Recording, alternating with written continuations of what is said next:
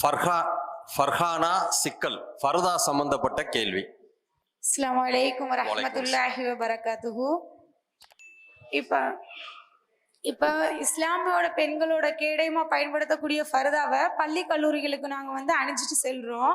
அதை ஒரு சில கல்லூரிகள்ல அனுமதிக்கிறாங்க, ஒரு சில கல்லூரிகள்ல மறுத்துடுறாங்க. இப்ப இதுவரை ஆட்சி செஞ்ச திமுக அதிமுக ஆட்சிகள்ல அது சம்பந்தமா இதுவரைக்கும் எந்த உத்தரவாதமுமே கொடுக்கல. சப்போஸ் உங்களுடைய ஆட்சி வரும்போது நீங்க அதுக்கான செயல்பாடு எப்படி இருக்கும்? இந்த பர்தா அணிந்து செல்வதற்கு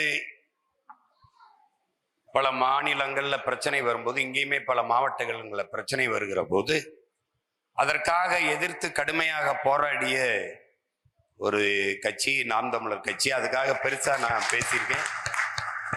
அதை நீங்க காணொலிகள் வாயிலாக எல்லாத்திற்குமே ஆவணங்கள் இருக்கு. நான் இவ்வளவு தூரம் அறிக்கை விட்டு சண்டை இங்கே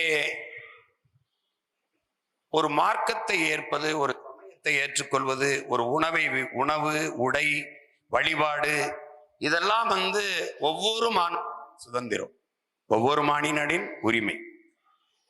இந்த மாதிரி உடை அணியணும், இந்த உடையைத்தான் அணிந்து கொண்டு வர வேண்டும் என்று சொல்லல. அந்த நேரத்தில் நான் கேட்டேன், எங்கள் பிள்ளைகள் வருவது அது வெளியே கழட்டி வைக்கணும் எல்லாரும் ஒரே மாதிரின்னா, பிராமண மாணவர்கள் பூணூர் அணிந்து வருவதை நீங்கள் வெளியில கழட்டி வச்சுட்டு வர சொல்லுவீர்களா என்று கேட்டேன். அவர்கள் திருநீர் அணிந்து வருகிறார்கள், எல்லாம் அணிந்து வருகிறார்கள். அப்போது நான் எழுப்பிய கேள்வி இவர்களிடத்தில் பதிலில்லாத போன ஒன்று, சீக்கியர்கள் தாடியோடும் தலைப்பாகையோடும் வருவதை அது மத அடையாளம் தானே, அதை கலட்டி வைத்து விட்டு வர வேண்டும் என்று சொல்வது இந்த ஆட்சியாளர்கள் யாருக்காவது துணிவு இருக்குதா என்று கேட்டேன். அதோட தான் அந்த பிரச்சனை முற்று பெற்றது. உங்களுக்கு புரியுதா? ஒரே நாடு ஒரே சட்டம் என்பதை துணிந்து நான் எதிர்க்க காரணம், என்னோடு சீக்கியர்கள் எப்போதும் துணை நிற்பார்கள் என்றுதான். ஒரே நாடு ஒரு சட்டம் ஒரே உடையெல்லாம் இங்க செல்லாது, அது செல்லாது.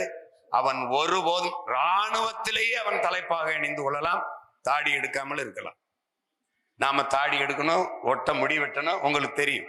அவன் எடுக்க மாட்டான், தாடி எடுக்க முடியாது. அவன் விண்ணூர்தி நிலையத்திலே கத்தியோட பயணிக்கலாம். பாராளுமன்றத்துக்குள்ளே கத்தியோட போன தலைவர்கள்லாம் எனக்கு ரொம்ப நெருக்கம். ரஞ்சித் சிங் மான் எல்லாம் எனக்கு ரொம்ப நெருக்கம், போக முடியல. அதனால